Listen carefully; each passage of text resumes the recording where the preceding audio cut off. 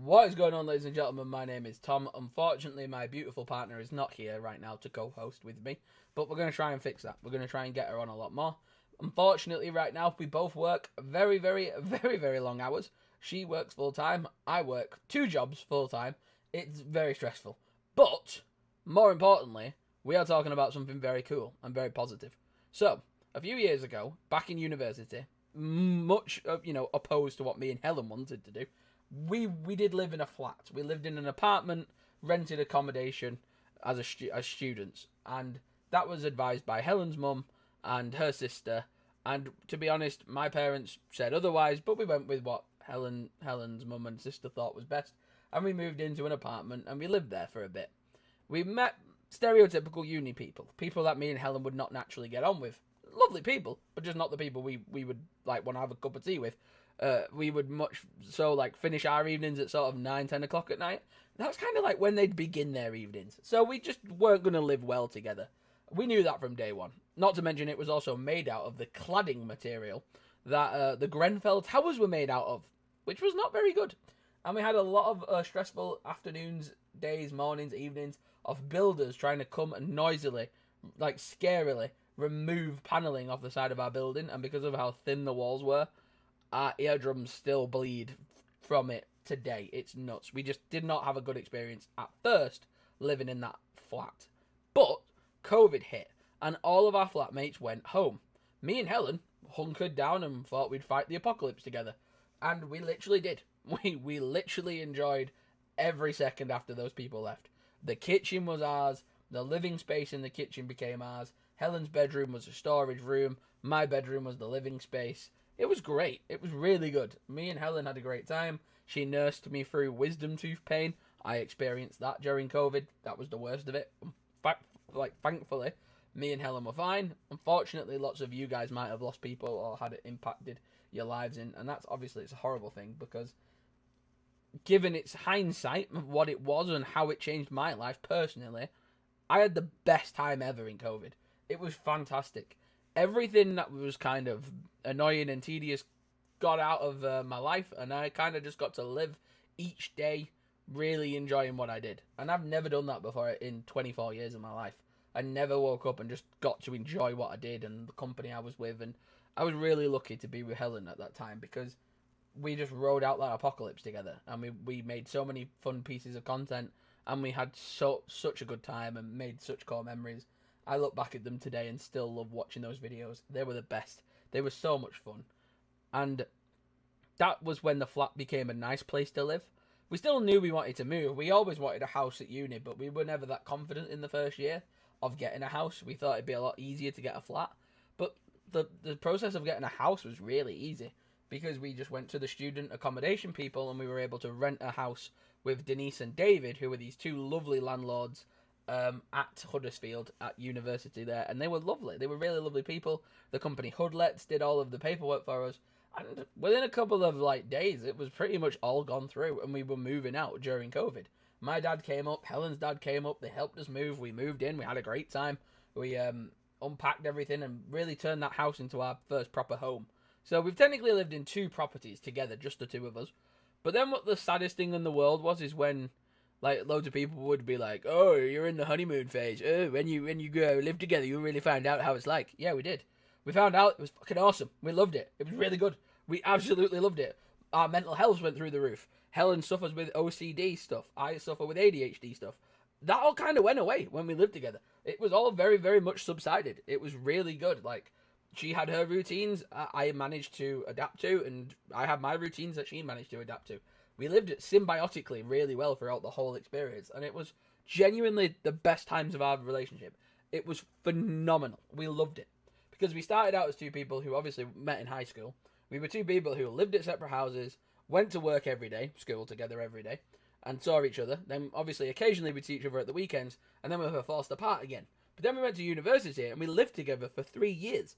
And it was fantastic. Helen would sometimes go back to visit her family for 2 weeks, and then during the school holidays, and then she'd come back home, and we'd have a great time. I'd miss her, but I'd get on with my work, and then she'd come back, and I'd see her, and we'd reconnect, and it was lovely. It was never a bad day. I loved every day of it. and I miss it so much. And we talk about it when we're driving together. She talks to me about it. We have such a laugh looking back at the memories we made in that house. And it wasn't perfect. You know, we had to deal with a moth infestation in one of the wardrobes, and then we had like damp somewhere that we had to deal with, and a really scary basement we didn't like. But it was home. It was our home. It wasn't perfect, but it was ours, and we loved it, and we had a great time there. And ultimately, that made us go, we want to live together. Because in relationship situations, you might have people who are long distance. Might have people who are home birds. This is a really scary syndrome for you to be a part of. Basically, we have seen in my family and through friends and stuff, we have seen people who want to stay at home. Now, whether that's a safety net, whether that's a safety blanket, whether that's because they don't want to take responsibility, go out into the big wide world by themselves, there's a millions of different reasons of why that is okay and why that isn't okay. And you've got to kind of take it on a case-by-case scenario. There's nothing medically wrong with Helen. There's nothing medically wrong with me. I don't have any medical carers here at my house. Helen doesn't have that at her house. We are independent people. And basically, we had that long drawn-out conversation of, what do you guys like see as a bigger picture? Because basically, this house is not the house I was born in. It was not. I was born in a house miles away from here, and then I moved to my sort of childhood home, and it was this is going to sound so terrible, and I hate to say it like this, but it's the only way. You can go back and watch the videos talking about it and seeing it. It's a horrible way I have to describe it, but it's the only way I can. It was like a mansion. It was like a mansion, and it was ridiculous. It was so luxurious. It was so over the top. It was like, my dad worked in an industry where your house and your car and your watch and your clothes said a lot about you. So he had to live in a property like that. And he did. He did that for me and my family. And I loved living there, and I loved growing up there. And I just kind of just always saw it as my house. Even though it was this 7-bedroom mega complex, I just loved it for what it was. And that was just my house. At the end of the day, it was just my house. It was my home. That's where I went to school, came home from. That's how it was. And my friends loved coming and seeing the house, and my parents loved their reactions, because they would come down the driveway and see the house, and their jaws would hit the floor and be like, what the hell is this? Whose hotel is this? And then my dad and my mum would love that, because when they went home, my dad and my mum would be like, yo, it's kind of nice that your friends reacted like that. Because I wasn't the guy who went to school and was like, I live in a mansion, you should all come to my mansion. I wasn't like that. I was just like, if I liked a group of people, I'd be like, do you want to come to my house one weekend? They'd say yeah, or one night after school, and I'd bring them home, and their heads would explode. And it was lovely. It was a lovely, wholesome thing. And I found that quite nice, because at the end of the day, a house is just bricks and mortar. A home is the people that live in that house with you, or the person, or the animals, or the kids, or the pets, or whatever situation you've got. It's so much more than just the building. And I grew up in a house that you wouldn't want to leave. You know, most people might spend their entire lives trying to get into a house like that. I grew up in a house like that. So to me, it wasn't cheap thrills or a must purchase or this dream thing I was saving up for. It was just the place I grew up and lived, and I loved it there. It was really nice. It was a really nice home, and I always felt safe there. I always felt secure there. And it wasn't until I moved away and was like, why do I like living in this tiny flat during COVID? Why do I like living in this tiny flat? At any point, I could have gone and spent COVID in this mega mansion. Why did I not want to do that? And a big part of my brain was like, because the person I call home is Helen, and that person is here in this flat, and so this flat becomes my home. Like, if it was a caravan on a trailer park, if it was some like lodge in the mountains somewhere, like wherever that person is, that's home. And that's the only way I can describe it. And I've tried to describe it in many different ways, and it's hard because you don't want to offend people and you don't want to upset people. But I think ultimately, at the end of the day, my home is that person. And when that person's not here, it's not a home. It's just a walls and a ceiling and a door. And it's nice that the lights are on, and it's nice that it's a nice place. But ultimately, it's not a home without that person for me. Just the way it is. And I hate to do that because it sounds negative. And I don't want it to sound negative. I want it to be honest. And that's the whole point of this channel. Is to kind of have no filter and just kind of say what you think and feel and have it out there. And ultimately, that's it for me. I loved that house. I was really grateful for that house. But it stopped feeling like a home once I realised what a home felt like. Like, living with my person made that feel like a home. So anywhere she goes is my home. And ultimately, I'll be happy in a shoebox in the middle of the Gobi Desert with her next to me, because that's home at the end of the day. And that's just the way I see it. But everyone's different. Everyone sees things differently. But at the end of the day, that's my situation. And we loved living in our house at university, and we both cried our eyes out when we moved out. It was horrible because we knew what was going to happen before it had happened. A lot of people, like my dad, like I say, he was a business guy back in his day. He can say, "Oh, I had the hindsight of if I could have changed this, I would have. If I could have gone back and done it different, I would have."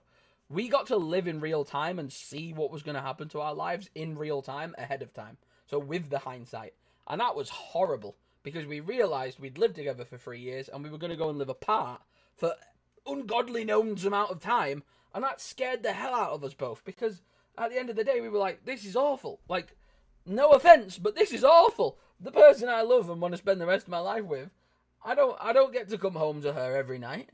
And there's people out there who take that for granted. There's people who are married. There's people who are in relationships who live together and take for granted the fact that they see that person every day. We never did that. We never took each other for granted. And that's the biggest thing that I can, like, take my hat off to Helen for and say that that's the best characteristic that I think she's got, is that we never took things for granted. We never took each other for granted, and we loved the environment we built together.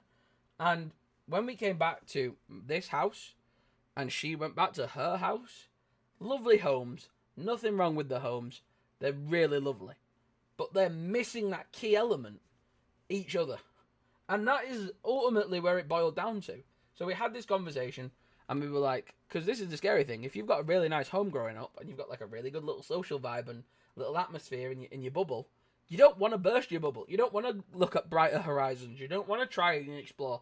You want to stay anchored to that one point forever, like the same fucking square radius of that place you were born, you lived, you worked, you bought some houses, and then you died. It's all in one plot of land. And to me, when the world is that gigantic, it's insane that people want to do that. And I'm glad Helen was the person who put that idea in my head, because she was the person who was able to talk to me and be like, hey, I want this. I want this travel. I want this exploration. I want this adventure. And I got to be like, light bulb in my head. That sounds like a great idea. I never thought I'd have someone who wanted to do that with me. My worst case scenario would have been like, what if I really liked staying where I was? And then there's this person who comes in my life who wants to take me away from that. And I was nervous that that might happen until I realised the person is who I'm chasing. It's not the house. I don't care about having a swimming pool. I don't care about having a 12-car garage. I don't care about having a massive mansion. I've had it. I've lived that life. I've done it. I've loved it. It was great memories. But now I want this. I want simplicity. I want peace. I want a home with the person I call home. And ultimately, I don't care how big or small that house has to be to make it done. I would do anything. And me and Helen worked and worked and worked. She works, I work, we both work now. We've earned a lot of money. We've got great things. We've having no debt to attach to us. We've done great with our savings. We put them in LISAs. She educated me loads on my finances and helped me motivate myself into the right business path to like get my money to one side. She's helped me so much. She has helped me evolve through so many different stages of life. I could not have done it without her. And at the end of the day, I may be the face of the operation. I may be the showman, the big lights, the big camera, the confidence, but she is the heart and soul and brain of the operations. She runs the show, inside and out. And I think it takes a big guy to admit that, because a lot of guys out there are too self-conscious to do so. But I have found that right person. I'm lucky to have found that right person. And she is such a character and a force of nature. She motivates you. She gets you fired up. She gets you passionate. And I love that about her, because she always makes me want the best. She always makes me want that next step and to evolve and to do the hard thing sometimes. And yeah, I could have lived forever in that mega mansion, doing YouTube every day, not worrying about what bills I brought in, not worrying about how much money I was earning. But I never would have tasted home life with her. And that breaks my heart. So, unfortunately, no matter how much I love YouTube, that has to go and become my second job. And doing my agency work is my main job right now. I hate it. It bores the daylights out of me. But it pays me the big bucks. That's why I do it. So, yay, house money. And that's the big thing about this video. We've finally entered the stages where we're beginning that sort of final stretch.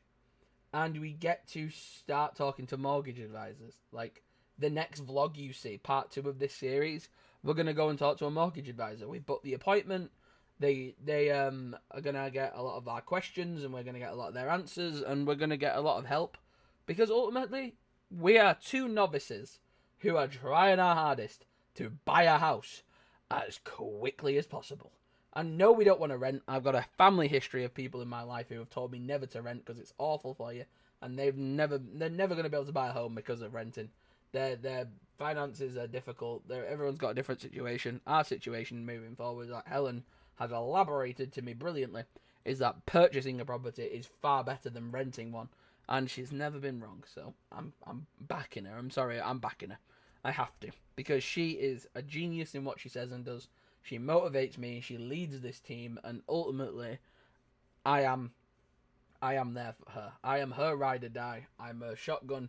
I'm the person she can turn to, and be blunt with, and be open with, and I am that person. And I love that. That's like the best thing for me. I think that's great that we've got that dynamic.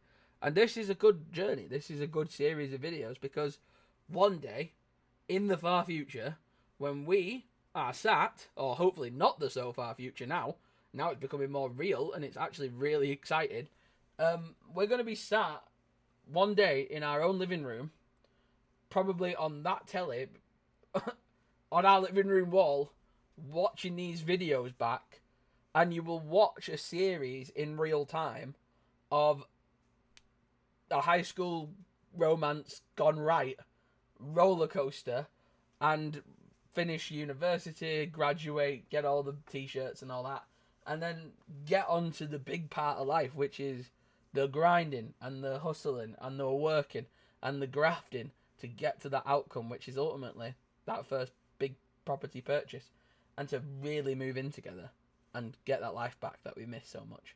And that's the trip, man. That's the journey. That's the start of the movie. It's right now. The credits have rolled. We are off to the races with this video.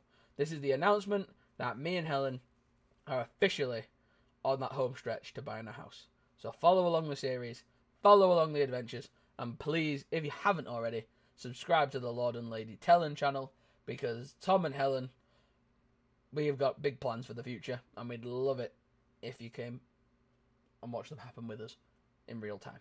So yeah, subscribe, ding dong that notification bell. I'll see you in the next one. Much love to your faces. Goodbye for now. Peace.